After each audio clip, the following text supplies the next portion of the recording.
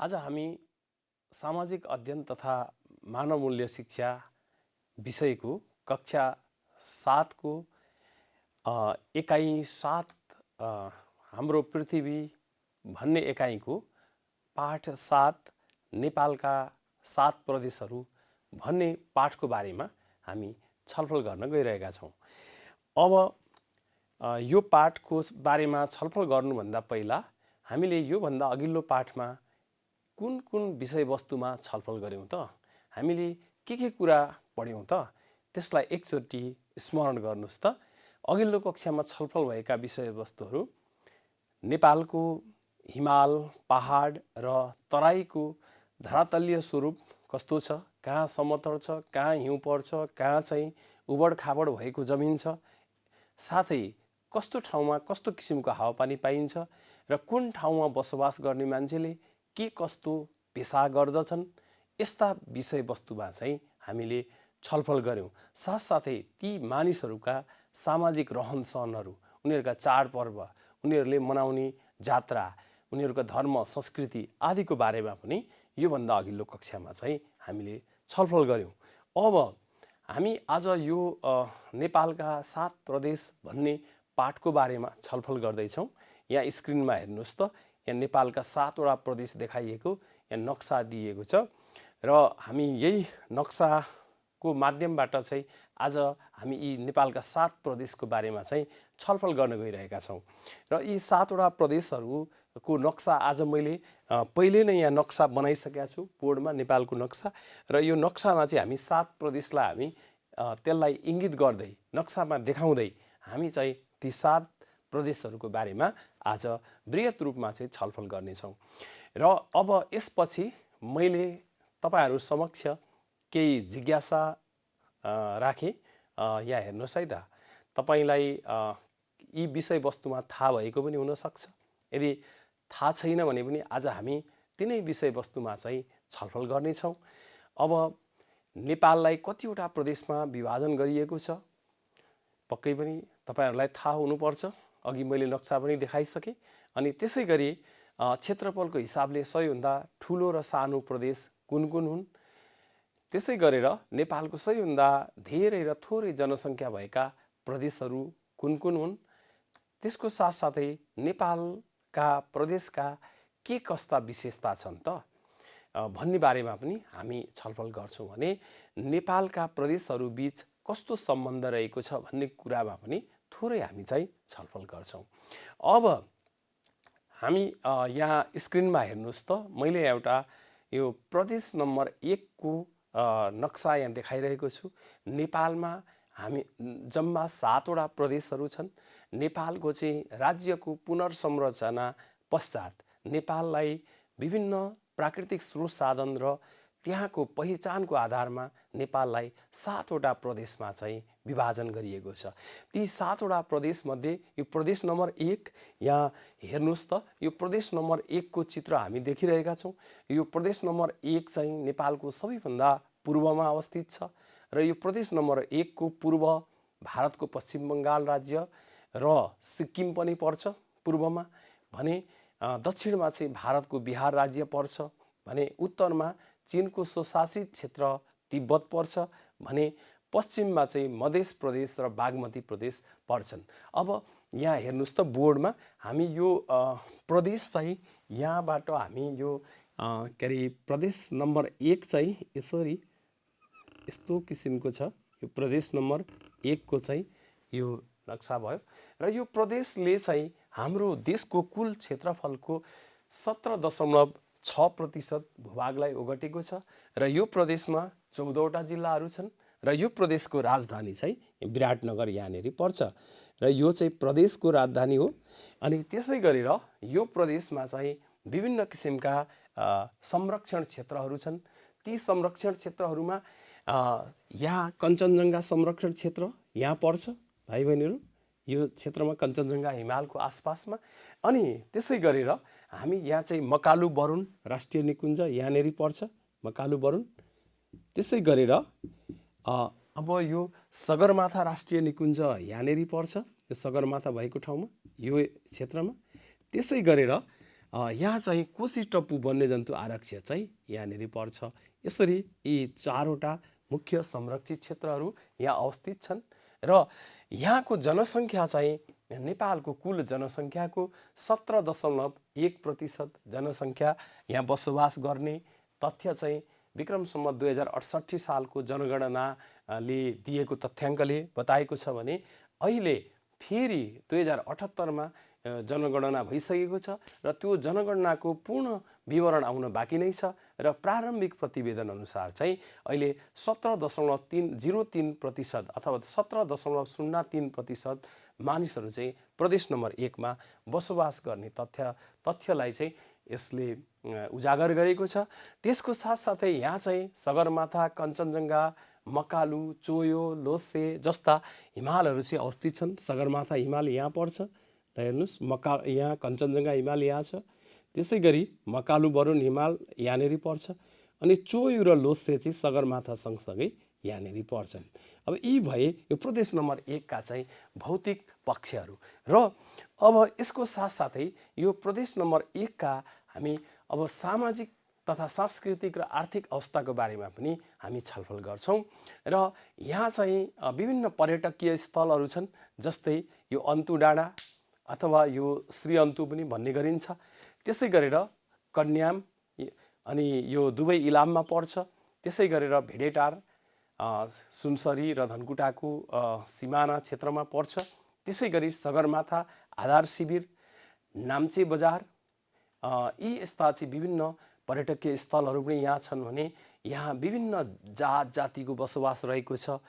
यो पूर्व क्षेत्रमा धेरै पहिलादेखि किराँत सभ्यताको विकास भएको पाइन्छ। यहाँ राई, लिम्बू अनि ब्राह्मण, क्षेत्री अनि थारू, लेप्चा, तामाङ, गुरुङ, मेचे, कोचे, राजवंशी, यादव जस्ता जातिहरू चाहिँ बसोबास गर्छन्। हामीले कतै सुनेको हुनुपर्छ, लेप्चा जाति चाहिँ मात्र बसोबास गर्ने जिल्ला चाहिँ इलाम हो। इलाम मात्र यस्तो जिल्ला हो जहाँ लेप्चा जातिहरू चाहिँ बसोबास गर्छन्।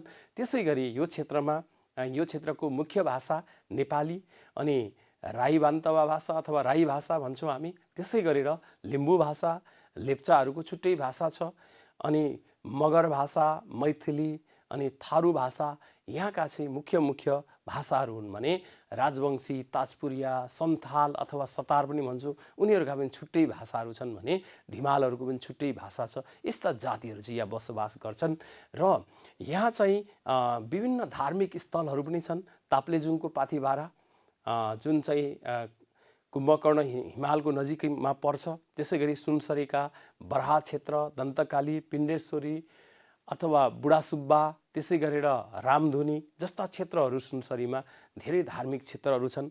अनि खोटाङको हलेसी अनि झापाको सतासी धाम अनि धनकुटाको छिन्ताङ देवी अनि त्यसै गरी सोलुखुम्बुको स्याङबोचे गुम्बा जस्ता यी विभिन्न धार्मिक स्थलहरू पनि यहाँ छन् भाइ बहिनीहरू। अब यस पछाडि हामी अब प्रदेश नम्बर 2 मा जाउँ। प्रदेश नम्बर 2 यहाँ हामी नक्सामा हेर्नुहोस् त, प्रदेश नम्बर 2 यहाँ हाम्रो पर्सादेखि, यो प्रदेश नम्बर 2 चाहिँ पर्सादेखि यहाँ कोशी नदीसम्म चाहिँ फैलिएको छ र यसलाई प्रदेश नम्बर 2 भनिन्थ्यो पहिला भाइ बहिनीहरू भने अहिले आएर यसलाई चाहिँ मधेस प्रदेश भनेर नामाकरण भइसकेको छ र यसको अवस्थिति चाहिँ यसको पूर्वमा यो प्रदेश नम्बर 1 पर्छ, हामी नक्सामा देखिरहेका छौँ। अनि दक्षिणमा भारतको बिहार पर्छ भने यसको पश्चिममा यो बागमती प्रदेश पर्छ र यसको चाहिँ उत्तरमा चाहिँ बागमती प्रदेश र केही भाग चाहिँ प्रदेश नम्बर 1 को पनि पर्छ र यहाँ चाहिँ 8वटा जिल्ला रहेका छन् र यो 8वटा जिल्लाको क्षेत्रफल चाहिँ जम्मा 6.5% मात्र क्षेत्रफल छ। अनि यो मधेस प्रदेश चाहिँ क्षेत्रफलको हिसाबले सबैभन्दा सानो प्रदेश हो र यो प्रदेशको राजधानी जनकपुर यहाँनिर अवस्थित छ र यो प्रदेशमा चाहिँ एउटा मात्र राष्ट्रिय निकुञ्ज छ, त्यसलाई हामी पर्सा, पहिला वन्यजन्तु आरक्ष्य भनिन्थ्यो, अहिले पर्सा राष्ट्रिय निकुञ्जमा परिणत भइसकेको छ। त्यसै गरी यो 2068 सालको जनगणना अनुसार यहाँ 20.7% मानिसहरू बसोबास गरेको तथ्याङ्क हाम्रो पाठ्यपुस्तकमा पनि दिएको छ भने अहिले यो प्रारम्भिक नतिजा अनुसार 2078 को प्रारम्भिक नतिजा अनुसार 20.99% मानिसहरू बसोबास गर्ने भएकोले योभन्दा अगाडि बागमती प्रदेश चाहिँ सबैभन्दा बढी जनसङ्ख्या भएको प्रदेश थियो भने अहिलेको नयाँ प्रारम्भिक तथ्याङ्कले चाहिँ सबैभन्दा बढी जनसङ्ख्या भएको प्रदेशको रूपमा यसलाई चित्रित गरेको छ। अनि त्यसै गरेर यो प्रदेशमा के छ त अन्य आर्थिक सामाजिक सांस्कृतिक अवस्था भन्दा यहाँ चाहिँ विभिन्न धार्मिक स्थलहरू छन्। जस्तै जनकपुर धाम यहाँ भयो, छिन्नमस्ता मन्दिर यहाँ पर्छ सप्तरीमा। त्यसै गरेर यहाँ चाहिँ गढीमाई यहाँ पर्छ, बारामा गढीमाई। अनि त्यसै गरेर यो क्षेत्रमा चाहिँ सलेस दरबारको बगैँचा, सिमरोनगढ अनि जस्ता ऐतिहासिक स्थलहरू भएकोले यो पर्यटकीय रूपमा पनि एकदमै महत्त्वपूर्ण छ। यहाँ विभिन्न जात जातिको मानिसहरू बसोबास गर्छन्। यहाँ खास गरेर मैथिली भाषा चाहिँ यो क्षेत्रको सबैभन्दा बढी बोलिने भाषा हो भने यसको बारा पर्सा रौतहट क्षेत्रमा चाहिँ भोजपुरी भाषा बोलिन्छ। अनि त्यसै गरेर यो प्रदेशमा चाहिँ तराई ब्राह्मण, यादव, थारू, तामाङ, मुस्लिम आदि जातका मानिसहरू, जात तथा धर्मका मानिसहरू बसोबास गर्छन्। र यहाँका भाषा मुख्य रूपमा मैथिली र भोजपुरी भाषा भए तापनि यहाँ नेपाली, तामाङ भाषा, बज्जिका र थारू भाषा पनि यहाँ बोलिने अन्य भाषाहरू हुन्। अब हामी यस पछाडि अब अर्को प्रदेशको बारेमा हामी छलफल गर्दैछौँ। अब यो बागमती प्रदेश चाहिँ यहाँ हेर्नुहोस् त, यो नक्सामा यो बागमती प्रदेश चाहिँ यहाँनेरि पर्छ, यो अवस्थित छ यो बागमती प्रदेश चाहिँ बागमती प्रदेशमा जम्मा 13वटा जिल्ला रहेका छन्। र यो बागमती प्रदेशको पूर्वमा यहाँ हामीले हेरिसक्यौँ, यो पूर्व भनेको यो साइडमा पर्छ, पूर्वमा प्रदेश नम्बर 1 र दक्षिणमा चाहिँ प्रदेश नम्बर 2 र भारतको चाहिँ बिहार राज्य पर्छ भने उत्तरमा चाहिँ चीनको सुशासित क्षेत्र तिब्बत पर्छ भने यसको चाहिँ पश्चिममा चाहिँ गण्डकी प्रदेश पर्दछ। र यो प्रदेशले चाहिँ हाम्रो देशको 13.8% भूभाग ओगटेको छ र यसको चाहिँ राजधानी चाहिँ हेटौडा यहाँनेरि अवस्थित छ। यसको यो प्रदेशको राजधानी हेटौडा यहाँ अवस्थित छ। त्यसै गरेर यहाँ चाहिँ विभिन्न संरक्षण क्षेत्रहरू जस्तै लामटाङ राष्ट्रिय निकुञ्ज यहाँनेरि पर्छ, लाङटाङ यहाँ। त्यसै गरेर अनि यहाँ चाहिँ शिवपुरी राष्ट्रिय निकुञ्ज छ, यो काठमाडौँको नजिकै रहेको शिवपुरी राष्ट्रिय निकुञ्ज यहाँ छ। त्यसै गरेर यहाँ चाहिँ चितवन राष्ट्रिय निकुञ्ज यहाँनेरि पर्छ, चितवन राष्ट्रिय निकुञ्ज यो नेपालको सबैभन्दा पुरानो राष्ट्रिय निकुञ्ज पनि हो भने। त्यसै गरेर गौरीशङ्कर संरक्षण क्षेत्र यो एरियामा गौरीशङ्कर हिमाल भएको आसपासमा चाहिँ पर्छ। यी चाहिँ यहाँका प्रमुख संरक्षित क्षेत्र हुन् भने यहाँको जनसङ्ख्या विक्रम सम्वत 2068 को जनगणना अनुसार नेपालको सबैभन्दा बढी जनसङ्ख्या भएको प्रदेशको रूपमा यो 20.9% मानिसहरू बसोबास गर्ने यो क्षेत्रमा अहिलेको प्रारम्भिक नतिजा 2078 को प्रारम्भिक नतिजाले यो क्षेत्र चाहिँ प्रदेश नम्बर 2 पछि सबैभन्दा बढी जनसङ्ख्या भएको क्षेत्रको रूपमा पनि चिनिन्छ। र यो क्षेत्र यहाँ चाहिँ विभिन्न हिमालहरू छन्, जस्तै लाङटाङ हिमाल यहाँ पर्छ र काठमाडौँबाट सबैभन्दा नजिक रहेको हिमाल जुगल हिमाल पनि यहीँ पर्छ, गौरीशङ्कर हिमाल यहाँनेरि पर्छ। यसरी यी चाहिँ यहाँका मुख्य हिमालहरू हुन् भने यहाँ पनि विभिन्न धार्मिक, सामाजिक, सांस्कृतिक अवस्था अन्यभन्दा यो फरक किसिमको छ। यहाँ विभिन्न किसिमका धार्मिक क्षेत्रहरू, गोसाईकुण्ड यो लाङटाङ राष्ट्रिय निकुञ्ज भएको ठाउँमा गोसाईकुण्ड यहाँ ताल पनि हो, यो धार्मिक क्षेत्र पनि हो। त्यसै गरी चितवन राष्ट्रिय निकुञ्ज, नगरकोट यो काठमाडौँको छेउमा रहेको यो नगरकोट, अनि त्यसै गरेर अनि जिरी दोलखाको जिरी यहाँनेरि पर्छ। अनि त्यसै गरेर अनि कालिन्चोक मन्दिर यो पनि दोलखामा कालिन्चोक पनि छ। यी चाहिँ यहाँका मुख्य पर्यटकीय क्षेत्रहरू हुन् भने यो क्षेत्रमा क्षेत्री, ब्राह्मण, तामाङ, नेवार, थामी, जिरेल, थारू, चेपाङ जातका मानिसहरू चाहिँ यहाँ बसोबास गर्छन् भने यहाँको मुख्य भाषा नेपाली, तामाङ, नेपाल भाषा हामी नेवारी भन्ने पनि गर्छौँ चलन चल्तीमा बोलीचालीमा भने चेपाङ भाषा पनि अर्को यहाँ बोलिने चाहिँ भाषा हो। त्यसै गरी यहाँको धार्मिक स्थलहरूमा अघि नै मैले भनिसकेँ गोसाईकुण्ड रसुवाको, काठमाडौँ उपत्यकामा रहेको पशुपतिनाथ, स्वयम्भू, बौद्धनाथ, बुढा नीलकण्ठ, चागु नारायण अनि जामे मस्जिद अनि पाटन कृष्ण मन्दिर जस्ता यी सबै काठमाडौँ उपत्यकाभित्र पर्छन् भने त्यसै गरेर दोलखाको कालिन्चोक अनि त्यसै गरेर काभ्रे पलाञ्चोकको पलाञ्चोक भगवती जस्ता यी धार्मिक क्षेत्रहरूले पनि यो भरिपूर्ण छ। र अहिलेसम्म हामीले चाहिँ 3वटा प्रदेशको बारेमा सामान्य हामीले छलफल गऱ्यौँ। भाइ बहिनीहरू एकचोटि स्मरण गर्नुहोस् त, हामीले यहाँका यी 3वटा प्रदेशको भौगोलिक अवस्था हैन अनि आर्थिक, सामाजिक, सांस्कृतिक, धार्मिक अवस्था पनि हामीले चाहिँ छलफल गऱ्यौँ। अब यसपछि हामी गण्डकी प्रदेशको बारेमा चाहिँ छलफल गर्न गइरहेका छौँ। अब यहाँ हेर्नुहोस् त, यो गण्डकी प्रदेश कहाँ अवस्थित छ त भन्दा यो गण्डकी प्रदेश चाहिँ अब यहाँदेखि यसरी आउँछ। यो गण्डकी प्रदेश चाहिँ आएर यहाँ तलसम्म आएर यहाँ तल अलिकति यस्तो यहाँसम्म जान्छ र यो गण्डकी प्रदेश अर्को एउटा यो गण्डकी प्रदेश चाहिँ यसले पनि 14.6% भूभाग चाहिँ ओगटेको छ र यो गण्डकी प्रदेशमा जम्मा 11वटा जिल्ला रहेका छन्। अहिले नवलपरासी टुक्रिसकेपछि यो पूर्वी भाग चाहिँ यो क्षेत्र यो प्रदेशमा पर्छ।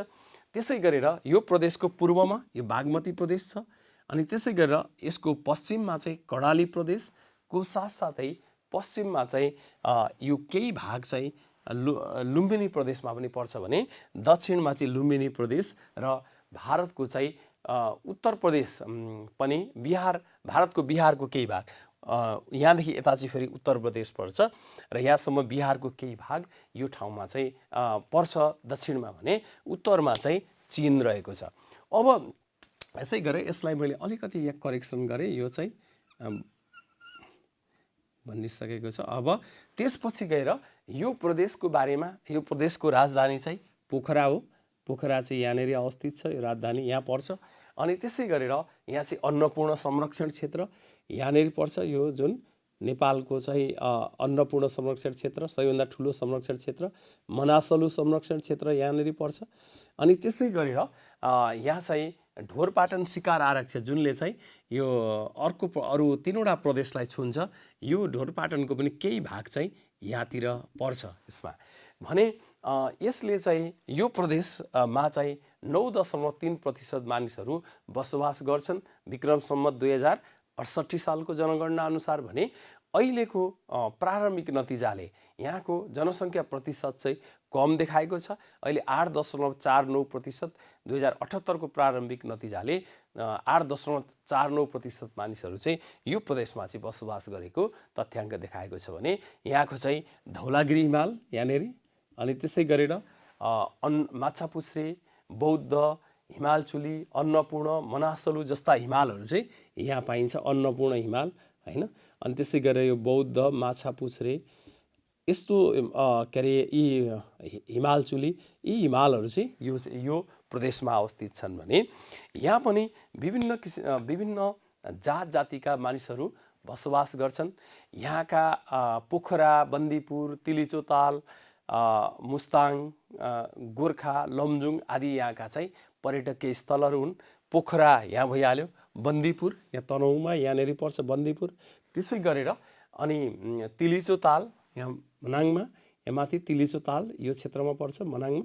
अनि त्यसै गरेर तिलिचोतालदेखि लिएर मुस्ताङ यहाँ पर्छ। अनि त्यसै गरेर गोर्खा यो एकदमै लामो जिल्ला छ, गोर्खा यो एरियामा पर्छ। अनि त्यसै गरेर त्यसको साथसाथै यहाँ लमजुङ यो बिचमा, लमजुङमा पनि धेरै यो होमस्टे पर्यटनको लागि चाहिँ एकदमै प्रसिद्ध छ।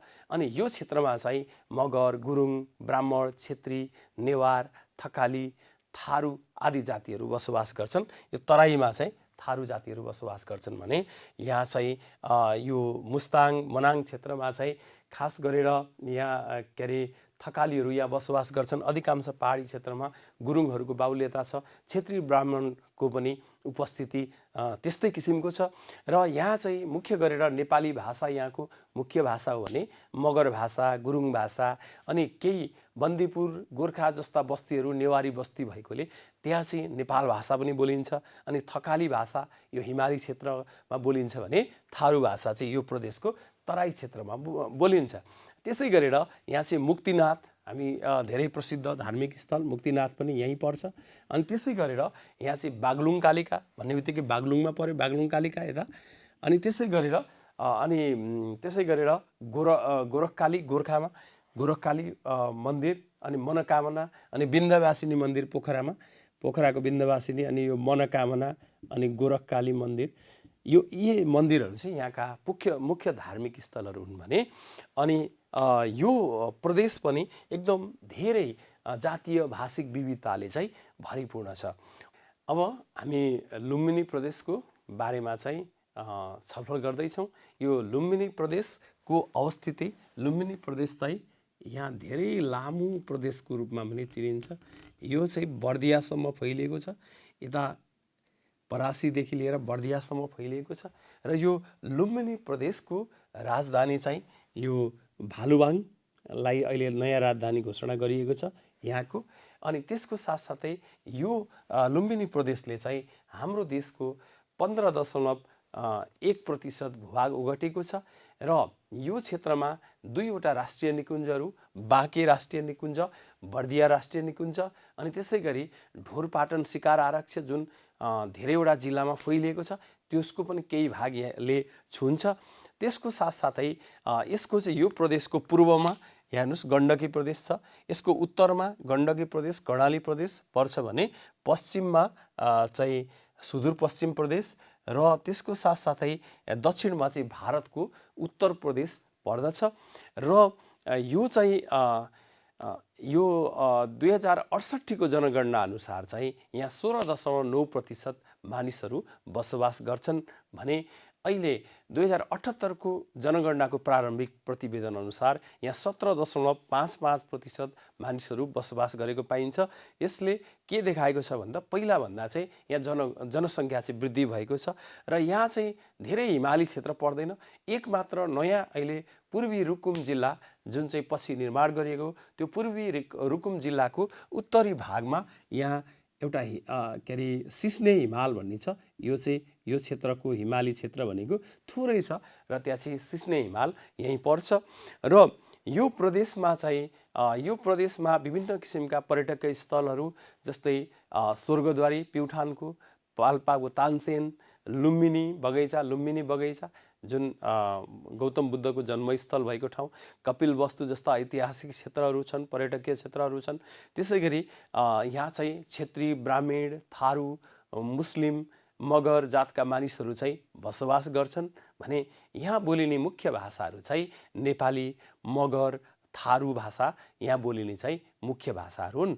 अब त्यसको साथसाथै यहाँ चाहिँ बागेश्वरी मन्दिर, अनि रामग्राम कपिलवस्तुको, त्यसै गरी सुपा देउराली, अनि पाल्पाको भैरवनाथ, रुरु क्षेत्र चाहिँ यो प्रदेशका चाहिँ मुख्य क्षेत्रहरू हुन्। अब यहाँ हेर्नुहोस् है त, हामी यो क्षेत्र चाहिँ विभिन्न किसिमका धार्मिक स्थलहरूबाट पनि एकदमै प्रसिद्ध छ।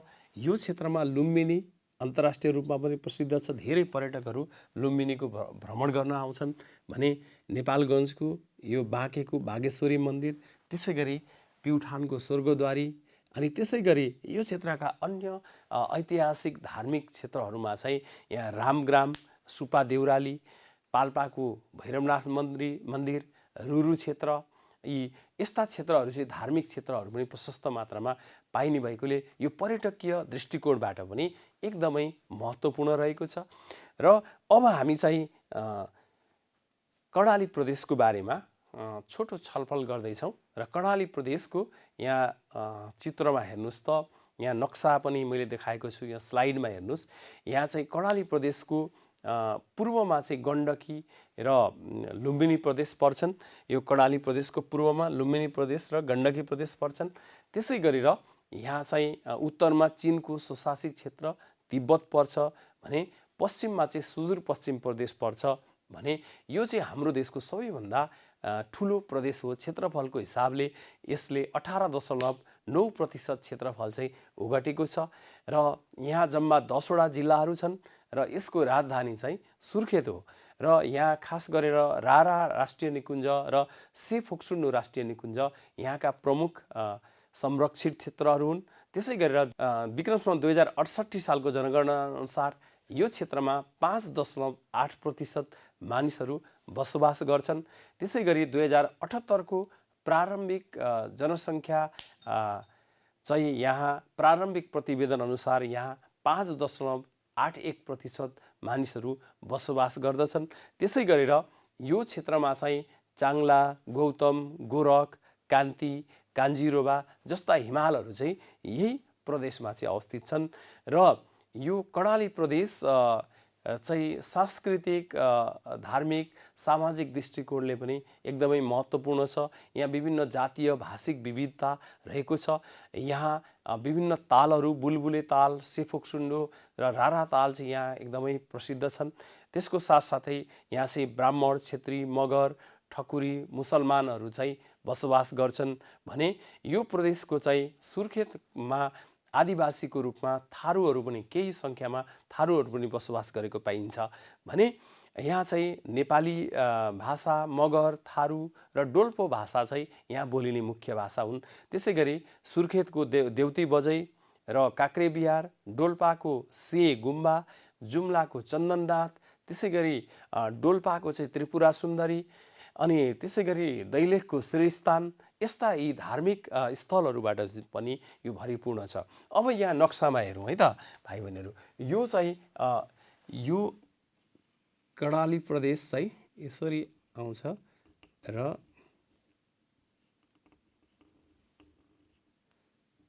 यसरी कर्णाली प्रदेश यो भयो र कर्णाली प्रदेशको पूर्वमा यो गण्डकी प्रदेश अनि त्यसै गरी लुम्बिनी प्रदेश पर्छ पूर्वमा, दक्षिणतिर चाहिँ यो लुम्बिनी प्रदेश पर्छ र त्यसै गरी पश्चिममा चाहिँ यो सुदूरपश्चिम प्रदेश पर्छ भने उत्तरमा चाहिँ यहाँ चीनको स्वशासित क्षेत्र तिब्बत पर्छ र यसको राजधानी चाहिँ सुर्खेत यहाँ पर्छ र यहाँ चाहिँ जम्मा 10वटा जिल्लाहरू रहेका छन् र यहाँ चाहिँ विभिन्न किसिमका धार्मिक स्थलहरू जस्तै काक्रेबिहार, देउती बजै यही क्षेत्रमा पर्छन्। अनि त्यसै गरेर जुम्लाको चन्दननाथ, त्यसै गरी डोल्पाको त्रिपुरा सुन्दरी हैन, यस्ता मन्दिरहरू चाहिँ यहाँ अवस्थित छन्। अनि त्यसै गरी यहाँ चाहिँ यो रारा ताल, मुगुको सेफोक्सुन्डो ताल, डोल्पाको, त्यसै गरी सुर्खेतको बुलबुले ताल, यी तालहरू पनि यहाँ अवस्थित छन् र यो पर्यटकीय दृष्टिकोणले पनि यो प्रदेश चाहिँ एकदमै महत्त्वपूर्ण छ र यो प्रदेश चाहिँ नेपालको सबैभन्दा धेरै क्षेत्रफल भएको र सबैभन्दा कम मानिसहरू बसोबास गर्ने प्रदेशको रूपमा पनि चिनिन्छ। अब हामी हाम्रो सबैभन्दा सुदूर पश्चिममा रहेको प्रदेशको बारेमा छलफल गर्न गइरहेका छौँ। यो वास्तवमै सुदूर पश्चिममा अवस्थित भएकोले यसलाई सुदूर पश्चिम प्रदेश नै नामाकरण गरिएको छ र सुदूर पश्चिम प्रदेशको चाहिँ पूर्वमा कर्णाली प्रदेश र लुम्बिनी प्रदेश पर्छन् भने यसको दक्षिणमा चाहिँ भारतको उत्तर प्रदेश पर्दछ। त्यसै गरी यसको उत्तरमा चीनको स्वशासित क्षेत्र तिब्बत छ भने यसको पश्चिममा चाहिँ भारतको उत्तराखण्ड पर्दछ। अब त्यसै गरेर यसले चाहिँ यो प्रदेशले 13.3% क्षेत्रफल ओगटेको छ र यहाँ जम्मा 9वटा जिल्लाहरू छन् र यसको राजधानी चाहिँ यो कैलालीको गोदावरी भन्ने ठाउँ, यहाँ चाहिँ यसको राजधानी कैलालीको गोदावरीलाई यसको राजधानी घोषणा गरिएको छ भने यहाँ चाहिँ खप्तड राष्ट्रिय निकुञ्ज, शुक्लाफाटा राष्ट्रिय निकुञ्ज, अपी नाम्पा संरक्षण क्षेत्र चाहिँ यहाँका प्रमुख संरक्षित क्षेत्रहरू हुन् भने यहाँ 9.6% मानिसहरू चाहिँ बसोबास गर्छन् विक्रम सम्वत 2068 को जनगणना अनुसार भने अहिले 2078 को प्रारम्भिक प्रतिवेदनले यहाँ चाहिँ 9.29% मानिसहरू बसोबास गरेको देखाएको छ। यो प्रतिशतको हिसाबले पहिलाभन्दा कम प्रतिशत मानिसहरू बसोबास गर्ने प्रारम्भिक तथ्याङ्कले देखाएको छ। त्यसै गरी यहाँ चाहिँ अपी हिमाल, व्यास हिमाल अथवा व्यास हिमाललाई हामी व्यासऋषि हिमाल पनि भनिन्छ, व्यास हिमाल, गुराँस हिमाल, सैपाल हिमाल, यस्ता हिमालहरू चाहिँ यहाँका प्रमुख हिमालहरू हुन् भने यो प्रदेशको चाहिँ सामाजिक आर्थिक रूपमा पनि यो सम्पन्न छ। यहाँका अपी र सैपाल हिमाल भएको हिमाली क्षेत्र अनि त्यसै गरी कैलालीको घोडाघोडी ताल, खप्तड राष्ट्रिय निकुञ्ज, अनि सुक्लाफाटा राष्ट्रिय निकुञ्ज, अपी नाम्पा संरक्षण क्षेत्र यहाँका प्रमुख पर्यटकीय स्थलहरू हुन् भने यहाँ चाहिँ ठकुरी, छेत्री, थारूहरू बसोबास गर्छन्। थारूहरू पनि दुई किसिमको भाषा बोलिन्छ यो क्षेत्रमा। खास गरेर राणा थारूहरू चाहिँ यो क्षेत्रमा बाहुल्यता रहेको पाइन्छ। राणा र डगौरा थारू दुई किसिमको थारू जातका मानिसहरू पनि बसोबास गरेको पाइन्छ भने यहाँ चाहिँ नेपाली भाषा, थारू अनि बैतडेली भाषा अथवा डोटेली भाषा भनिन्छ। यी हरेक बैतडीको, बझाङको, बाजुराको अलिक फरक थोरै लवाजमा चाहिँ फरक किसिमको भाषाहरू चाहिँ यहाँ बोलिन्छ। र नेपाली भाषा पनि अहिले सबैतिर नेपाली भाषा पनि बोलिन्छ भने डोटीको शैलेश्वरी मन्दिर, डडेलधुराको उग्रतारा मन्दिर चाहिँ यहाँका प्रमुख धार्मिक स्थलहरू हुन् भने अब यहाँ हेर्नुहोस् त, डोटीको शैलेश्वरी मन्दिर अनि डडेलधुराको उग्रतारा मन्दिर अनि त्यसै गरेर यहाँ चाहिँ बैतडीको झुलाघाट हैन, यी धार्मिक स्थलहरू भयो भने यहाँ चाहिँ अपी नाम्पा संरक्षण क्षेत्र यहाँनेरि पर्छ। त्यसै गरी खप्तड राष्ट्रिय निकुञ्ज यहाँ पर्छ, यहाँ खप्तड बाबाको मन्दिर पनि छ भनिन्छ। त्यसै गरी यहाँ चाहिँ सुक्लाफाटा वन्यजन्तु आरक्ष यो क्षेत्रमा पर्छ र यी धार्मिक एवं प्राकृतिक रूपले पनि महत्त्वपूर्ण छ। अनि कैलालीको धनगढी यहाँनेरि पर्छ। अनि त्यसै गरी महेन्द्रनगर अथवा भीमदत्त नगर पनि भनिन्छ यो क्षेत्रमा पर्छ भने डोटी शैलेश्वरी मन्दिर यहाँ पर्छ, यो क्षेत्रमा पर्छ भने यहाँ माथि दार्चुला यो लिपुलेक लिम्पियाधुरा पनि यही क्षेत्रमा चाहिँ पर्छ। र यसरी यो चाहिँ विभिन्न धार्मिक, प्राकृतिक, आर्थिक रूपले एकदमै महत्त्वपूर्ण छ। र यी प्रदेशहरू अहिले हामीले जुन 7 वटा प्रदेशको बारेमा छलफल गऱ्यौँ, यी प्रदेशहरू एक अर्कासँग अन्तर सम्बन्धित छन्। हिमाली प्रदेशमा, यी विभिन्न प्रदेशको हिमाली प्रदेशमा उत्पन्न भएका अथवा उत्पत्ति भएका नदीहरू चाहिँ पहाडी प्रदेश हुँदै तराई प्रदेशसम्म फैलिएका छन्, जसले यी नदीहरूलाई चाहिँ सिँचाइ गरेर अथवा खानेपानीको लागि, जलविद्युत उत्पादन गर्नको लागि सबै प्रदेशले चाहिँ बराबरी प्रयोग गरिरहेको पाइन्छ। त्यसै गरी यहाँ चाहिँ कृषि, पर्यटन, उद्योग, व्यापार पनि एक अर्कामा सम्बन्धित छ। इलाममा उत्पादन भएको चिया सुदूरपश्चिमको डोटीमा लगेर बिक्री गरिन्छ अनि त्यसै गरी जुम्लामा उत्पादन भएको स्याउ काठमाडौँसम्म आउँछ भने यस्तै हामी आर्थिक रूपमा पनि पर्यटनको हिसाबले पनि एक ठाउँको मानिसहरू अर्को ठाउँमा जाने अनि विभिन्न जातिका मानिसहरू पनि एक ठाउँबाट बसोबास गरेर बसाइँ सरेर अर्को ठाउँमा जाने र एक अर्काको संस्कृति चाहिँ आदान प्रदान हुने र आफ्ना धर्म संस्कृतिहरूको चाहिँ परम्पराहरूको अभ्यास गर्ने कुराले गर्दाखेरि चाहिँ यी प्रदेशहरूको बिचको सम्बन्ध चाहिँ एकदम गहिरो सम्बन्ध स्थापना भइरहेको छ। र अब मैले यहाँ एक दुईवटा प्रश्नहरू सोध्छु है त भाइ बहिनीहरू। यहाँ हेर्नुहोस् त, एउटा प्रश्न नम्बर कमा छ, एउटा मैले यहाँ नक्सा देखाएको छु। यो नक्सा चाहिँ कुन प्रदेशको हो? एकछिन सोच्नुहोस् त। ल यहाँ हेर्नुहोस् है त, यो चाहिँ अगाडि हामीले छलफल गरिसक्यौँ, यो चाहिँ गण्डकी प्रदेशको नक्सा हो। त्यसै गरेर यहाँ हेर्नुहोस् एउटा मन्दिर पनि देखाइरहेको छु मैले, शैलेश्वरी मन्दिर। अघि हामीले चर्चा पनि गऱ्यौँ। शैलेश्वरी मन्दिर कुन जिल्लामा पर्छ? हेर्नुहोस् त, यो चाहिँ डोटी जिल्लामा पर्दो रहेछ। त्यसै गरेर अब अर्को यहाँ हेर्नुहोस् त, कोसीटप्पू वन्यजन्तु आरक्ष अघि हामीले नक्सामा पनि हेऱ्यौँ। यो कहाँ पर्छ त? कुन प्रदेशमा पर्छ? हेर्नुहोस् त, यो चाहिँ प्रदेश नम्बर 1 मा पर्छ। अनि अब त्यसै गरेर अर्को प्रश्न यहाँ हेर्नुहोस् त, लुम्बिनी प्रदेशमा कतिवटा जिल्लाहरू छन्? हामीले हेऱ्यौँ, यसमा चाहिँ 12 वटा जिल्ला रहेछन्। त्यसै गरेर अर्को एउटा प्रश्न छ, हामी एकछिन यहाँ हेर्नुहोस् त, एउटा जिल्ला एउटा प्रदेशको नक्सा मैले देखाएको छु। यो प्रदेश चाहिँ कुन प्रदेशको नक्सा हो? एकछिन सोच्नुहोस् त। यो चाहिँ यो मध्य प्रदेशको चाहिँ नक्सा हो। त्यसै गरेर हाम्रो केही पाठ्यपुस्तकमा भएको र अन्य केही मैले थप चाहिँ हामी क्रियाकलापको लागि प्रश्नहरू दिएको छु। यो प्रश्नहरू गर्नुहोस् है त। अब यहाँ हेर्नुहोस्, बागमती प्रदेशमा बसोबास गर्ने कुनै दुई जातिको नाम लेख्नुहोस्। त्यसै गरेर मध्य प्रदेशका 2 वटा धार्मिक क्षेत्रहरूको नाम लेख्नुहोस्। अघि हामीले छलफल गरिसकेका छौँ, प्रदेश नम्बर 1 का प्रमुख नदीहरूको नाम लेख्नुहोस्। त्यसै गरेर तपाईँ बसोबास गर्ने प्रदेशका भौगोलिक, सामाजिक, आर्थिक विशेषताहरू खोजी गरी तालिकामा प्रस्तुत गर्नुहोस्। र जनगणना 2068 र यो 2078 को प्रारम्भिक नतिजा अनुसारको जनसङ्ख्याको हिसाबले सबैभन्दा ठुलो प्रदेश कुन ठुलो प्रदेश कुन कुन हुन् लेख्नुहोस्। हामीले अगाडि नै छलफल गरिसकेका छौँ। हवस् त, आज हाम्रो यो कक्षा 7को एकाइ 7को पाठ 7को हाम्रा 7 प्रदेशहरू भन्ने पाठको बारेमा गरिएको छलफल यहीँ सकिन्छ। नमस्कार।